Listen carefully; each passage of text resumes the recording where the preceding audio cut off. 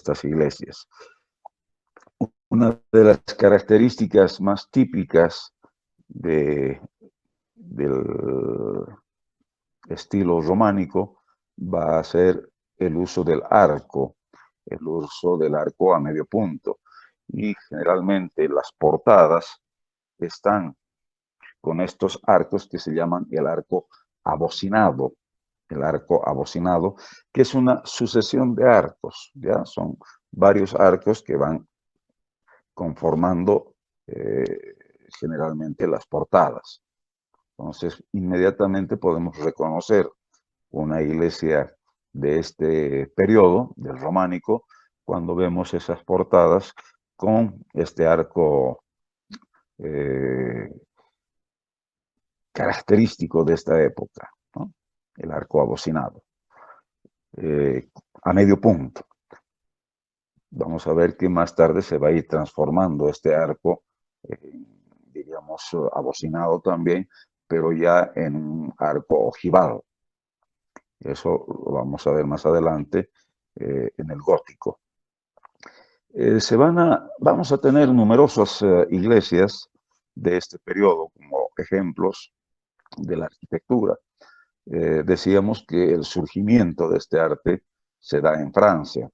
Francia es, diríamos, el que va a hegemonizar toda Europa durante este periodo llamado de la Edad Media.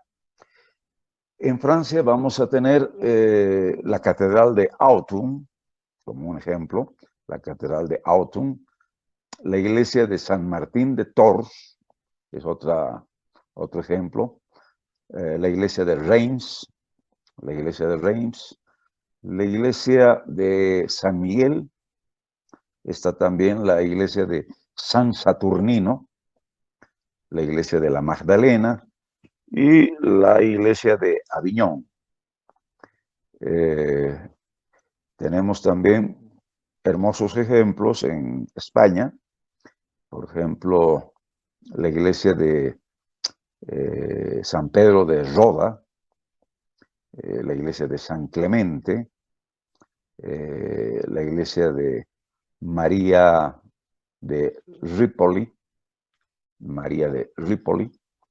la iglesia de Santo Domingo de Silos, Santo Domingo de Silos, y por supuesto también la Catedral de Jaca.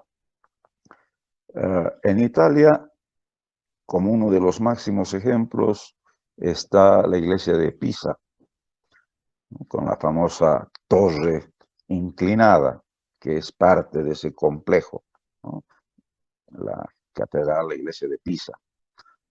En Alemania vamos a tener la iglesia de Worms, la iglesia de Spira, la iglesia de Maguncia, la iglesia de Treveris y la de Bamberg. En Inglaterra, uno de los ejemplos más típicos, la iglesia o la catedral de Canterbury, la iglesia de Durham y la iglesia de Winchester, ya como ejemplos de este estilo que pertenece al arte románico. Decíamos que la efervescencia religiosa que se da en esta fecha, a partir del 900, en espera del fin del mundo, vamos a ver que el año 1000 llega tranquilamente y no hay tal fin del mundo, no sucede nada. Entonces la iglesia tiene que promover o tiene que ver otra forma de retener a la gente. Y se le ocurre decir que es imprescindible, imperativo, el rescatar las tierras santas, lo que es Jerusalén, Palestina, ¿no? de manos de los moros, de los árabes. Y va a empezar a pregonar, ¿no?, que es importante reconquistar lo que es esa región de la Tierra Santa, ¿no? Reconquistar Palestina, reconquistar Jerusalén, sobre todo, ¿no? El Santo Sepulcro, y se va prometiendo, ¿no? A toda la gente en Europa que todos los que participen en esta campaña van a tener el perdón de los pecados y ya van a tener diríamos, un sitio en el cielo, ¿no? Esto va a motivar a la gente y vamos a ver a partir del 1006 que se empieza a pregonar esta idea de reconquistar Jerusalén.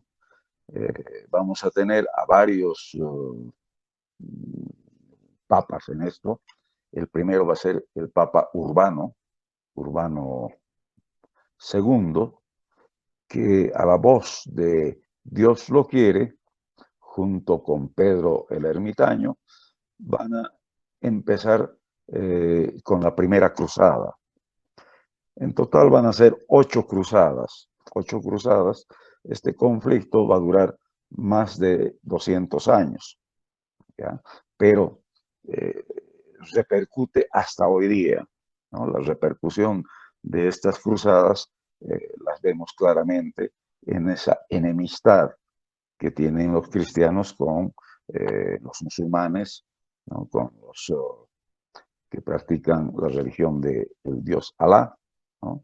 Entonces vamos a ver que a través del tiempo ha quedado esta herida prácticamente viva.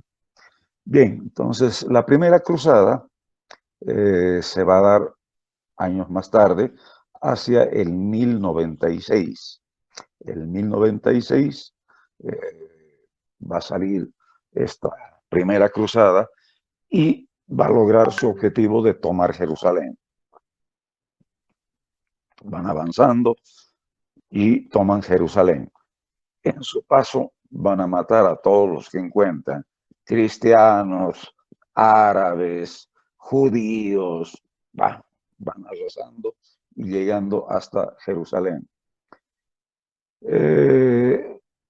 Una vez tomada Jerusalén, necesitan refuerzos. Los árabes todavía no estaban unidos, estaban todavía dispersos, los toman prácticamente de sorpresa.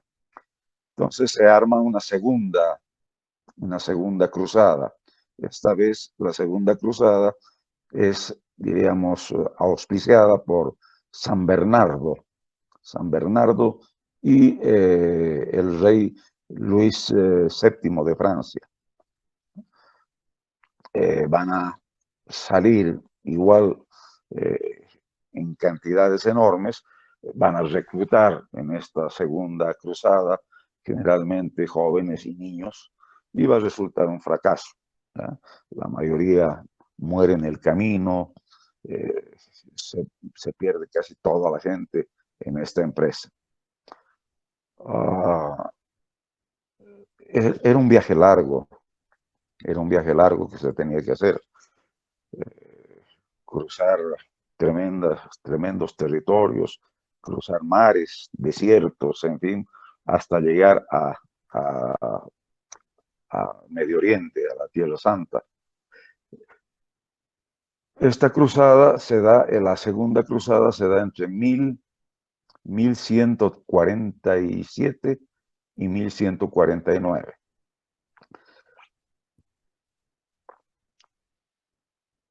Vamos a tener una tercera cruzada, donde es auspiciado por varios reyes de Europa y van al frente, además, de sus ejércitos. Ahí lo vamos a tener, por ejemplo, a Ricardo Corazón de León, rey de Inglaterra, ¿no? Famoso Ricardo Corazón de León, que va a ser tomado cautivo y va a morir prisionero de los árabes. Está también Federico Barbarroja, que era el rey de Alemania, y Felipe de Francia. Entonces, en esta empresa, en esta tercera cruzada que se da en el 1189 al 1192. ¿Ya?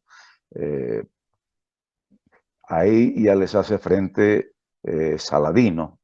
Saladino ya va a aglutinar a los árabes, ¿no? Y van a hacerle frente a este ejército de los cristianos. Tal es que, como les decía, Ricardo Corazón de León es tomado preso. En su huida, Federico Barbarroja se va a caer del caballo en un río que le llegaba a las rodillas y no puede levantarse, muere ahogado, ¿no? Felipe de Francia tiene que huir y prácticamente ya es un desastre. Estas tres primeras cruzadas tienen connotación netamente religiosa, ¿ya? Son motivados por la iglesia. Después vamos a tener otras cinco cruzadas que ya son más de carácter, diríamos, comercial, eh, por apropiarse de este centro. La cuarta cruzada también es auspiciada por el Papa Inocencio III, se da en el 1102 al 1104. Una quinta cruzada que va a ser auspiciada por el Papa Andrés II de Hungría y va a ser el año entre los años 1217 a 1219. La sexta cruzada, auspiciada por Federico de Alemania, entre el 1228 al 1229. Y finalmente las dos últimas cruzadas, la séptima y la octava, vamos a tener a San Luis de Francia, ¿no? Como auspiciador, San Luis de Francia, entre el 1247 y el 1270. Como ven, este conflicto casi dura 200 años, ¿no? De luchas entre cristianos y musulmanes que, diríamos, nunca van a sanar estas heridas. Hasta hoy día existe ese resentimiento. Pero no solamente, diríamos, ese conflicto, esa lucha, esa guerra, sino también va a traer cierto tipo de beneficios a Europa, no solamente en cuanto a la economía, ¿no? Sino también al conocimiento. Los árabes que conocían, diríamos, tenían conocimientos de la medicina, la alquimia, la matemática, la astronomía, el álgebra. Bueno, había mucho conocimiento en los árabes, va a ir llegando hacia lo que es Europa. En Europa, en estas cruzadas, se van a conformar varias especies de cofradías, ¿no? Por ejemplo, los templarios, ¿no? Los caballeros del Temple, que eran los que vivían en el templo de Jerusalén. De ahí que se les va a denominar como los caballeros del Temple, ¿no? Estaban también los caballeros de Malta. Los caballeros de Malta tenían, diríamos, la función de proteger sobre todo a los peregrinos. Y había una cofradía que estaba conformada específicamente por arquitectos, por constructores, canteros, albañiles, eran los masones, ¿no? Que van a traer justamente todo este conocimiento hacia Europa y con esto se va a ir dando inicio a otro estilo en la arquitectura, que vamos a llamar o se va a denominar como el estilo gótico, el gótico, ¿no? Es también su origen en Francia, y vamos a ver que a partir del 1200 prácticamente hasta el 1400, 1450, va a ir imperando este nuevo estilo al cual se va a denominar el arte gótico o también el arte ojival. Bien, hasta aquí alguna pregunta. Si tienen alguna consulta, alguna pregunta.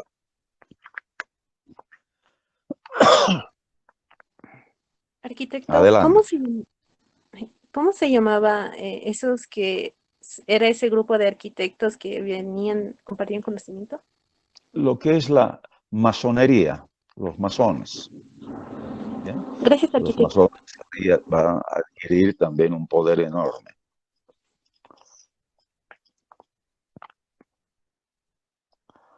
¿Alguna otra pregunta? Arquitecto, disculpe, ¿desde qué Dime. época hasta qué época nace el estilo gótico? No puedo escuchar El, eso, por favor. el gótico va a abarcar a partir del siglo XII hasta el siglo XV, más o menos. Hasta el siglo XV, terminando 1480, 1490. Arquitecto, por favor, ¿quiénes estaban al frente de la Quinta y Sexta Cruzada?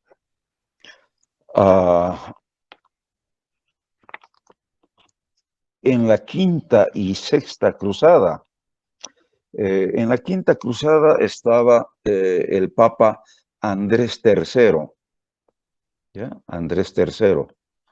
Eh, y el sexto está Federico de Alemania. Federico de Alemania.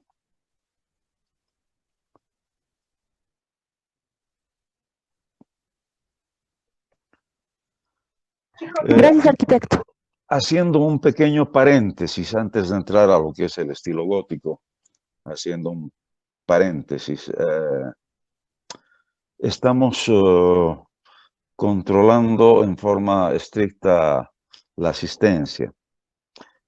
Tengo ahora una aplicación que me indica a qué hora entran, a qué hora se salen, y va registrando en forma, diríamos, automática la asistencia de cada uno de ustedes. Esto va a servir para hacer la purga después, ¿no? Entonces, bueno, primero eso que hay un control que se está realizando para la asistencia, que va a tener también un valor eh, en las notas. Otra cosa es que tengo más o menos unos 10 grupos que han mandado ya eh, la nómina de sus componentes, y ya se les ha designado sus temas. Es posible que algunos todavía no hayan conformado los grupos de trabajo. Entonces, de este paralelo, por lo menos ya tengo 10 grupos conformados a los cuales se les ha dado ya su tema. El trabajo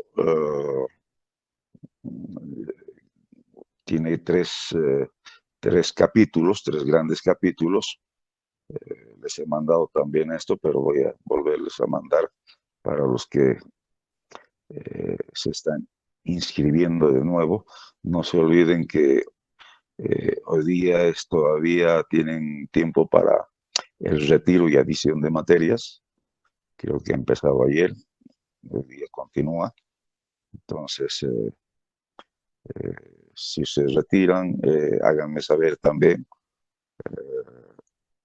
y para poder añadir algunos que quieren ingresar al curso. ¿Qué más? Les decía que el trabajo de investigación tiene 3 grandes capítulos.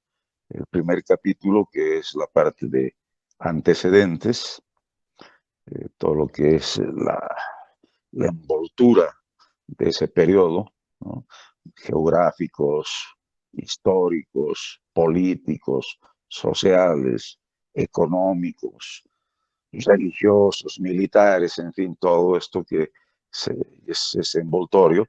El segundo capítulo es la parte que corresponde al análisis de la arquitectura, el análisis de la arquitectura de ese periodo que les ha tocado.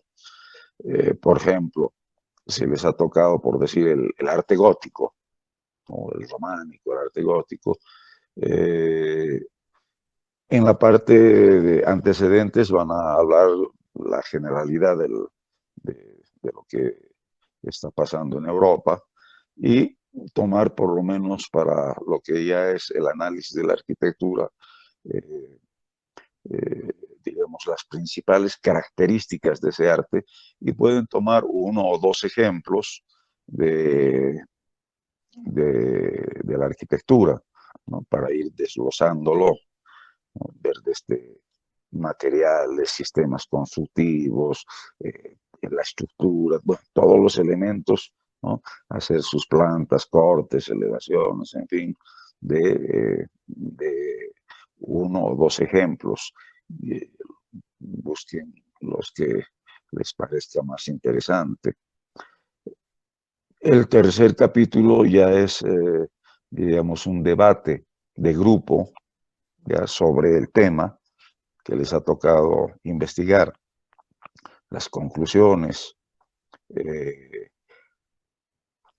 diríamos, qué aportes ha tenido esta época para la arquitectura, cuáles han sido los aportes más significativos, cuál es el rescate, si quieren, actual de este tipo de arquitectura, en fin, ¿no? Ese capítulo es bastante importante porque es, diríamos, un aporte de ustedes.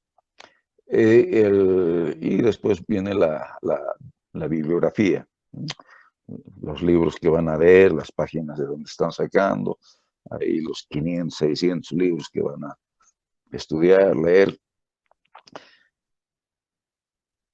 Espero que estén abriendo la página oficial de la carrera, donde estoy pasando los temas. Como complemento también les estoy pasando algunos pequeños documentales, ¿no? Les he pasado recientemente ayer sobre el arte justamente románico. Ahora voy a complementar con el gótico, ¿no? Que diríamos puede ayudarles y además de ahí tomar algunos ejemplos, en fin. ¿Qué más? Bueno, creo que eso sería todo. Si tienen alguna pregunta, alguna consulta, adelante, por favor.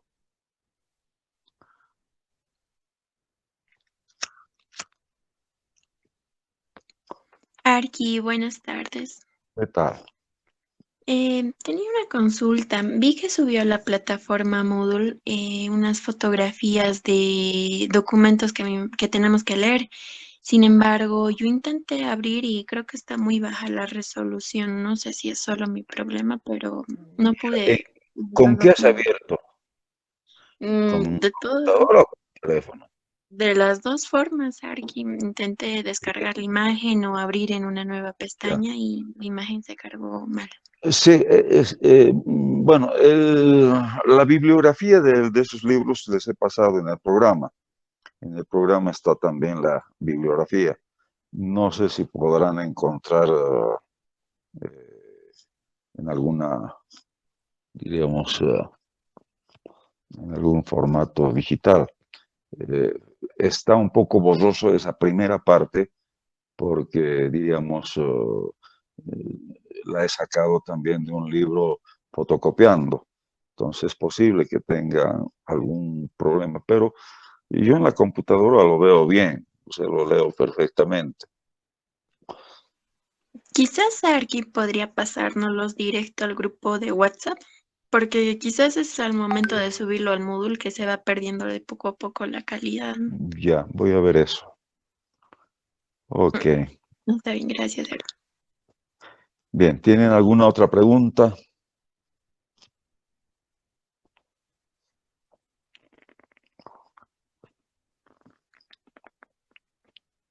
¿No hay más preguntas? Arquitecto, buenas tardes. Hola. Sí, Arqui, le quería preguntar de más o menos cuál era el motivo o el objetivo de la segunda cruzada. No lo escuché muy bien. No, las tres primeras cruzadas, decíamos, son de índole netamente religiosa, ¿no? Eh, el motivo, diríamos, es el recuperar la Tierra Santa, recuperar Jerusalén, ¿no? Que ese es diríamos, el motivo principal. En la primera cruzada lo van a lograr, van a tomar Jerusalén, pero les va a ser difícil, diríamos, sostener, ¿no? Al final de la sí, de la octava cruzada, los cristianos van a ser totalmente derrotados y expulsados, ¿no? Van a salir expulsados de Jerusalén. Entonces, el motivo principal, diríamos, el pregón de esa época es que Dios quiere que rescatemos, ¿no? Dios lo quiere rescatar justamente este lugar que era sagrado para los cristianos y también, por supuesto, para los árabes, ¿no?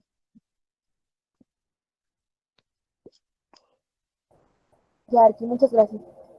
Ok. Bien.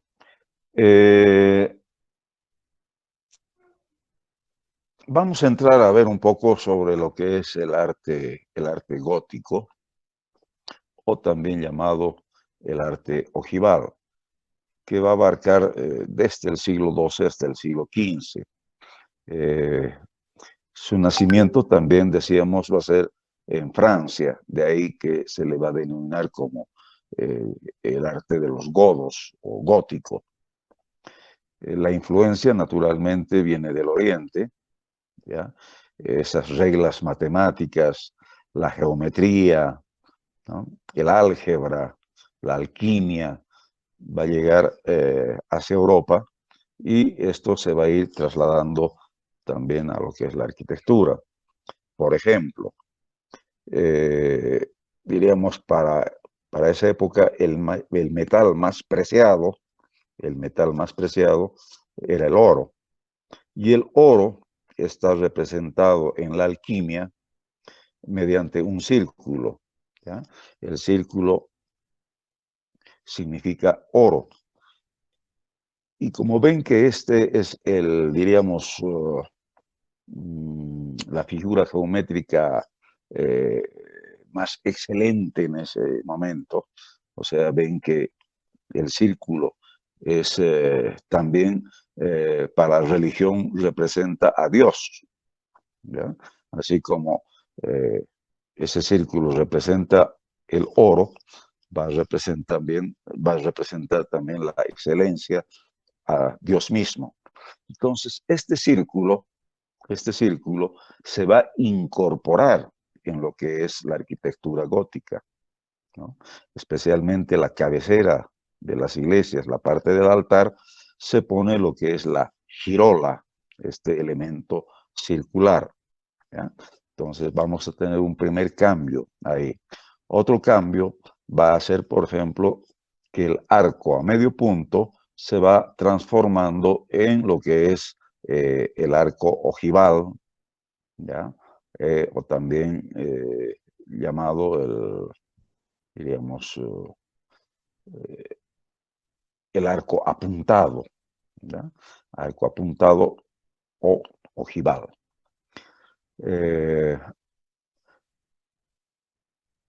Otro cambio, vamos a ver el uso de la columna. La columna adquiere mayor importancia, es el sostén prácticamente. Y esto hace que vayan desapareciendo los muros, esas paredes gruesas, ¿no? Se van eliminando esos muros eh, con las columnas. Algunas catedrales incluso no llegan a tener paredes, ¿no? Se pierden las paredes y solamente está sustentada por columnas.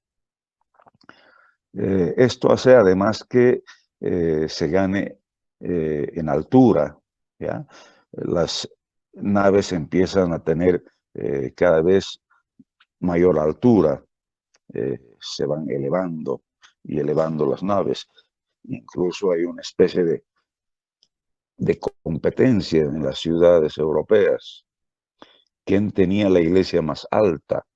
¿No? Las torres, los pináculos más altos.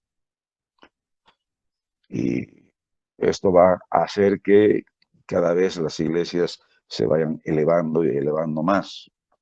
El cierre diríamos, de las naves ya no es mediante el cañón corrido, sino más bien se va a utilizar la bóveda de crucería, ya la bóveda de crucería, que va a ser uno de los elementos más importantes del arte gótico. Voy a pasarles un poco más adelante algunos esquemas, dibujos justamente de esto. Bueno, al perder, diríamos, muros, esos muros gruesos, sólidos, las iglesias van adquiriendo más iluminación, se van convirtiendo más transparentes, se reemplazan esos muros con vidrieras, rosetones, ¿ya? Se van construyendo altas torres caladas, ¿ya? Los vitrales y rosetones son algo característico en el gótico, ¿no? El vidrio va sustituyendo los muros. Otra cosa que es importante recalcar va a ser el arbotante o arcobotante. A ver, para ordenar un poco, vamos a dar las tres características más importantes del arte gótico. La primera característica es la altura, ¿ya? La altura en sus construcciones. Decíamos que van cada vez ganando mayor altura. La segunda va a ser la ligereza de sus muros cada vez más ligeros. Y la tercera característica va a ser la luminosidad, ¿ya? En su interior, la claridad, luminosidad que se da en el interior. Y sus cuatro elementos constructivos, ¿ya? Los cuatro elementos constructivos más importantes va a ser, uno, el arco ojival o apuntado, ¿ya? El arco se va transformando en lo que es la ojiva. Dos, la bóveda de crucería, que en realidad son dos arcos ojivales cruzados, ¿ya? Que se reparten los esfuerzos en los 4 puntos, ¿no? Son como dos arcos ojivales que están cruzados, ¿no? Y ese esfuerzo se transmite en las 4 esquinas. El tercer elemento importante es el arbotante o arcobotante. ¿Qué es el arbotante o arcobotante? Es un segmento de arco situado en el exterior del edificio, ¿ya? Que nace del arranque de la bóveda y transmite los esfuerzos hacia, diríamos, un contrafuerte exterior, ¿no? Permitiendo de esta forma los anchos y altos vanos que van a ir teniendo estas iglesias. Esos serían los 4 elementos constructivos más importantes de lo que va a ser el arte gótico. Arqui, Sí, disculpe, una pregunta, preguntas. Arqui, me llamó mucho la atención. Aquí, por ejemplo, en el prerrománico, los templos eran, bueno, a lo que pude ver, se destacaban por la robustez, porque los muros eran muy gruesos, por el tema Ajá. de ser algo portante. También se podía, bueno, yo he podido notar que los muros, al ser gruesos, tenían el poco uso de ventanales. En sí, el interior tenía una Era escasa oscuro. iluminación. Exacto, una escasa Ujú. iluminación. En cierto punto, ahora que pasamos al arte gótico, ¿qué es lo que llevó a cabo de que los muros sean más delgados, de que los ventanales sean más amplios, el espacio de luz, incluso que cambien las bóvedas o, por ejemplo, de una bóveda arista que se cambie a un arco ojival, que en cierto punto es más delgado? ¿Qué es lo que, Ajá. o sea, qué les Justamente, llevó a cambiar? justamente diríamos ya el conocimiento de la matemática, el conocimiento, diríamos, de la geometría, el conocimiento, estos conocimientos que van llegando del Medio Oriente, ¿no? El álgebra, la matemática, las reglas matemáticas, el orden del universo, todo esto hace que, diríamos, la columna, por ejemplo, adquiera cada vez mayor importancia en la construcción, ¿no? Ya sea el soporte. Ya no son esas bóvedas corridas, esas bóvedas de cañón que tenían que soportar. Ahora simplemente mediante lo que es, diríamos, la bóveda de crucería, se van justamente solamente a apoyar en 4 puntos. Y estos están reforzados con el arbotante o el arco botante, ¿no? Que transmite todo el esfuerzo, toda la carga hacia un contrafuerte exterior, donde está, diríamos, ya adornada con gárgolas, estos goterones, en fin.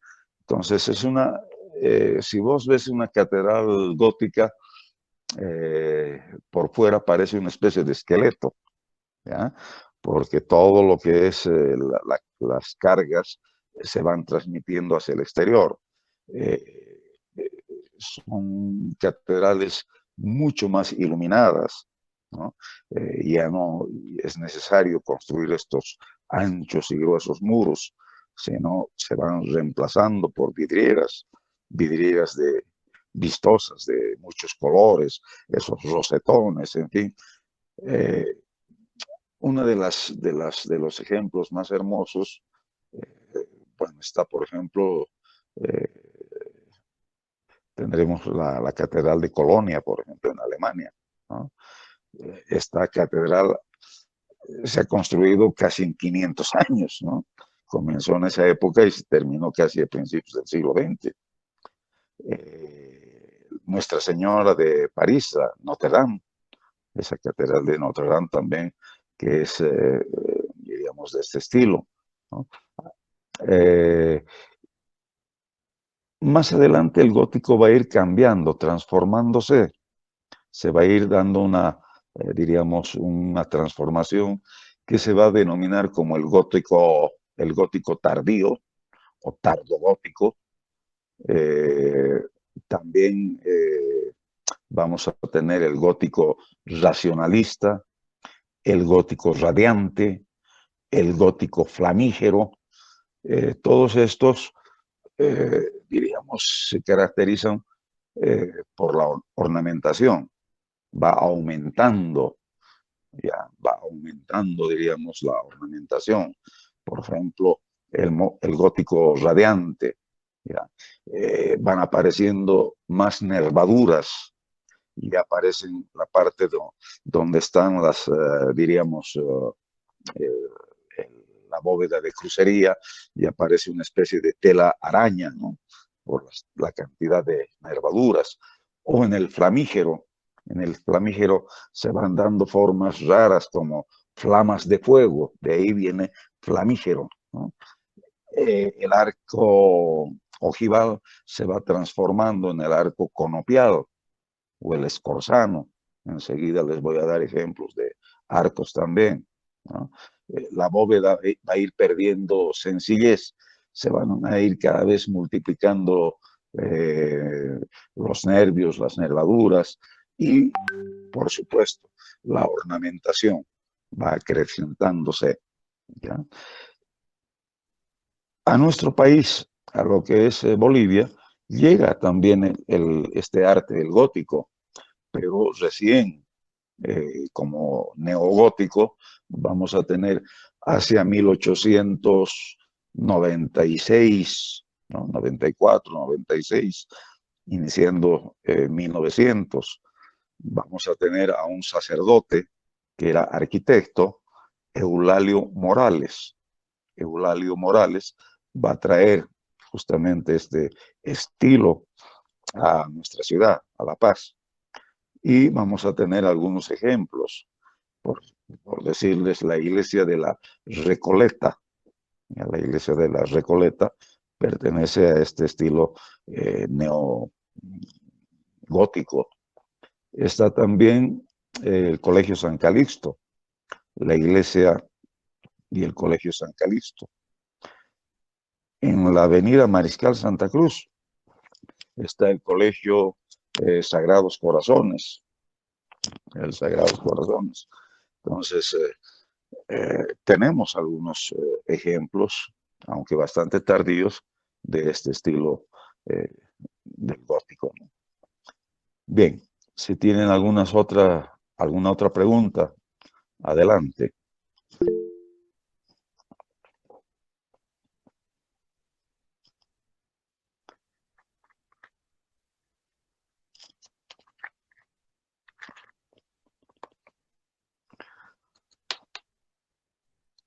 Mansilla No se solió, entiendo. abandonó. Sí, dime.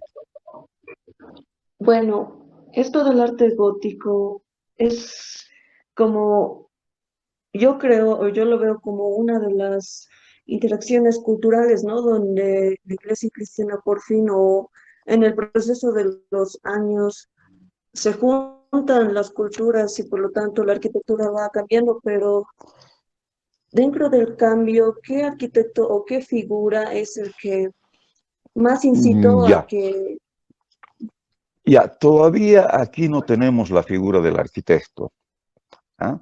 Vamos a entrar más adelante a otro periodo, que ya es el Renacimiento, donde aparece el arquitecto, ¿ya? Aparece el arquitecto como tal. No nos olvidemos que en este periodo todavía las construcciones, incluso hasta el gótico, se hacen, diríamos, si bien con un criterio ya de matemáticas, pero el replanteo, no hay planos todavía, no se hacen planos, no se hacen diseños, ¿ya?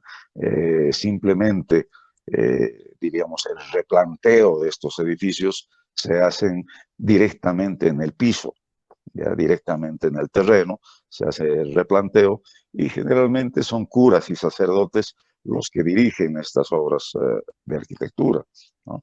Todavía no aparece el arquitecto como tal. Ya en el siguiente periodo vamos a ver ya la figura del arquitecto, cómo va surgiendo, ¿no? Más adelante todavía, cuando entremos ya al periodo de la Contrarreforma, ahí sí ya vamos a ver, por ejemplo, el nacimiento, el concepto de lo que es el plano arquitectónico, el cálculo, la maqueta, la tridimensionalidad. Entonces vamos a ir viendo cómo se va a ir desarrollando poco a poco ese concepto de lo que hoy conocemos como el arquitecto, como el diseñador.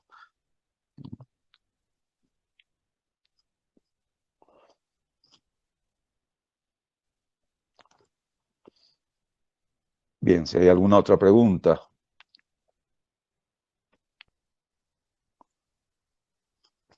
Entonces, bueno, disculpe la pregunta, pero si no, bueno, sí sabía que no había arquitectos, pero tenía el conocimiento de que sí existían ingenieros en el siglo XII. Entonces, ¿tampoco existían planos por ellos? Eh, Habían, diríamos, planos especialmente de máquinas de guerra, en fin, desde los griegos, ¿no? Los griegos eh, hacían sus planos y demás, pero no olvidemos que hemos entrado en una etapa de la Edad Media donde se pierde gran parte del conocimiento, ¿no? Se va perdiendo gran parte del conocimiento. Habían naturalmente algunos, diríamos, diríamos ingenieros, pero que, diríamos, eh, sus trabajos eran casi imperceptibles, ya que había el dominio de la iglesia, ¿no? Y si vos inventabas una máquina o algo así, podías tranquilamente entrar en la lista para el Santo Oficio de la Inquisición, que en una siguiente clase vamos a hablar sobre la Inquisición, ¿no?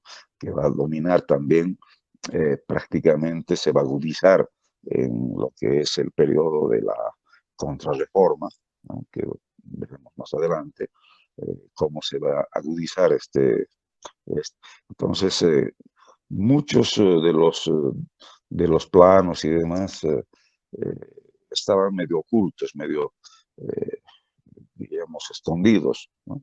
Que eso sí se va a ir conociendo más durante la Edad Media, o digo, al final de la Edad Media, cuando va a ir surgiendo el Renacimiento.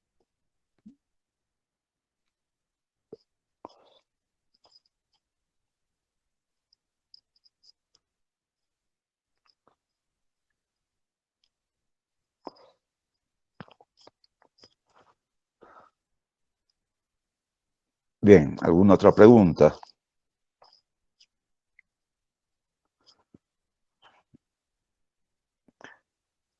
Bien, si no hay más preguntas, vamos a quedar ahí. Enseguida, por este mismo medio, les voy a mandar algún refuerzo sobre lo que estamos viendo, ¿ya?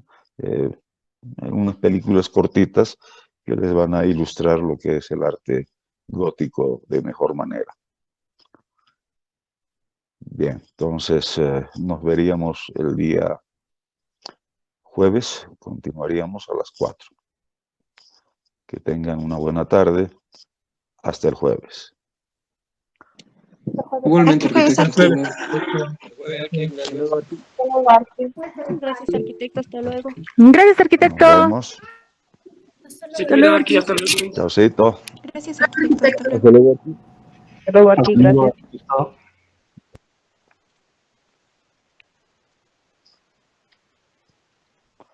Arqui, disculpe que le pregunte eso, pero es que Sí, no sé si sí. preguntarle. Arqui, por Dime. ejemplo, cuando se trabaja en oro, creo que se le llama orfebrería, ¿verdad, Arqui?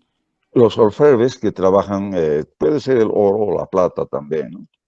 Aquí en el prerrománico, en el caso de la orfebrería, ¿qué es lo que más se utilizaba? Eso igual era una duda que tenía. Por ejemplo, no sé, cobre, bronce, o sea, para ornamentar Eh, las iglesias. Generalmente diríamos el oro, ¿ya? En pequeñas piezas. No te olvides que hay un estilo también que va a surgir especialmente en España, que es justamente el estilo que se va a denominar como el herreriano, porque diríamos se van a forjar algunos elementos para, para complementar la arquitectura, ¿no? El herreriano que se da en España, que lo vamos a ver también algo de paso de eso. Y en cuestión, digamos, de de los materiales, la piedra, mármol, en los La, dos. la Sígame. piedra es fundamental, ¿no? La piedra, y naturalmente para obras de arte, altares y más, el mármol. Pero básicamente la piedra va a constituirse como el elemento básico. Más adelante vamos a ver ya, diríamos, en el Renacimiento, ¿no? La utilización del mármol va a ir cambiando incluso lo que es la escultura, la forma de pensar de la gente, va a ser otra cosa. Ahí vamos a ver más claramente ya al artista, al arquitecto como tal. Está bien, gracias, Arqui. Ok, nos vemos el jueves. Hasta luego, Arqui. Chaucito.